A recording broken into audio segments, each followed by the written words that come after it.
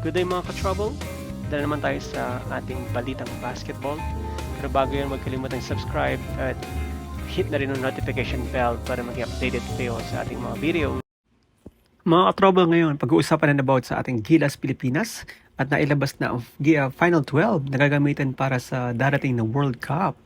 Yun nga mga ka-trouble, nilabas na ni Coach Chot Reyes at ang SBP ang final 12-man lineup ng Gilas Pilipinas. Ito ay pinangungunahan of course ng ating naturalized player na si Jordan Clarkson, Junmar Pajardo, Scotty Thompson, Roger Pugoy, Dwight Ramos, Kiefer Rabena, Jamie Malonzo, Kai Soto, Japet Aguilar, Renz Abando, AJ Edu at gustong si CJ Perez.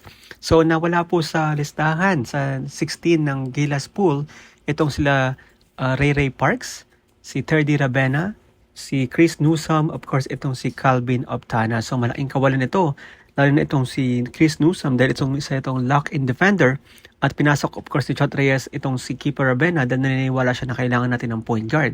Pero marami po ang nabasa sa mga social media na marami bumabatiko sa ginawa ng SBP. Mas okay para ipinasok si Optana at si Newsome kaysa kay Keeper Rabena at of course itong si Renz Abando. Pero ngayon nakapasok na si Renz Abando at maraming natutuwa sa ating mga Filipino fans dyan at makikita natin tambalang Abando at Clarkson dito po sa backcourt at lalong palalakasin na ito ang depensa at hustle play ng ating Gilas Pilipinas. So bukas makakalaban na natin itong Dominican Republic na pinaghahandaan na tayo ni Karl Anthony Towns dahil sa social media nakita natin na pinapanood ni Karl Anthony Towns ang laban ng Gilas at Dominican Republic na nakarang FIBA OQT dun po sa Serbia at mukhang maling video ang pinapanood ito ni Karl Anthony Towns.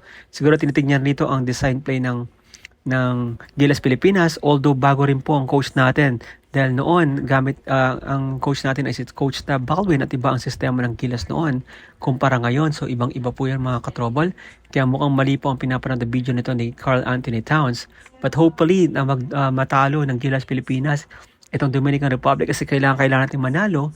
Kung matatalo po tayo dito, magkakaroon tayo ng pressure para talunin ng Italy at we know na napakalakas nitong Italy dahil sa tune-up games sila, wala pa silang talo sa 7 na laro at sila ay nasa number 10 sa FIBA ranking.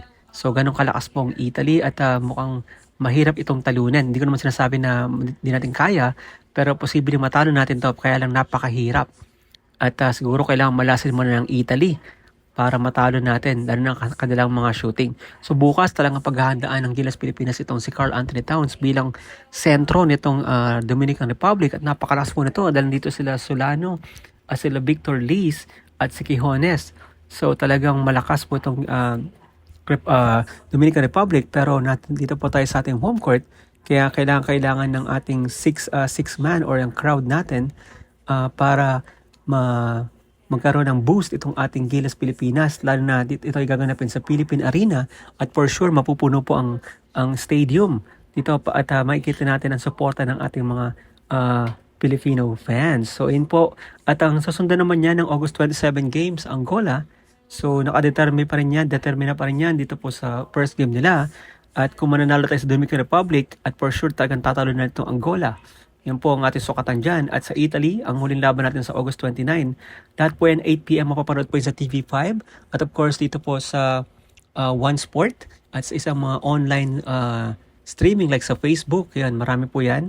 At kung meron kayong 1xBet, makapanood nyo po yan live doon. So, yan po ang mga kaganapan ngayon sa Gilas Pilipinas. At meron niya po rito sinabi si Coach Chot Reyes, if you fill your mind with productive things, negative things will have no space to enter.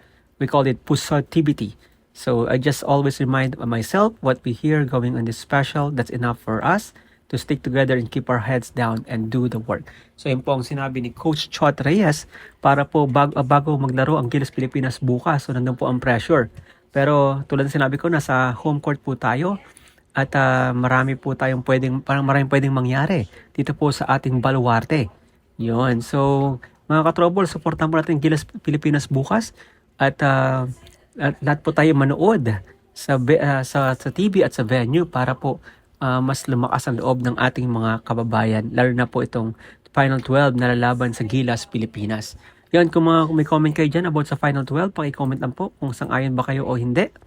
At sa tingin nyo ba kayang manalo ng Gilas Pilipinas bukas sa Dominican Republic. Mag-comment na kayo sa baba at isa-isahin natin yan. Once again, this is Troubleshoot. I'm out.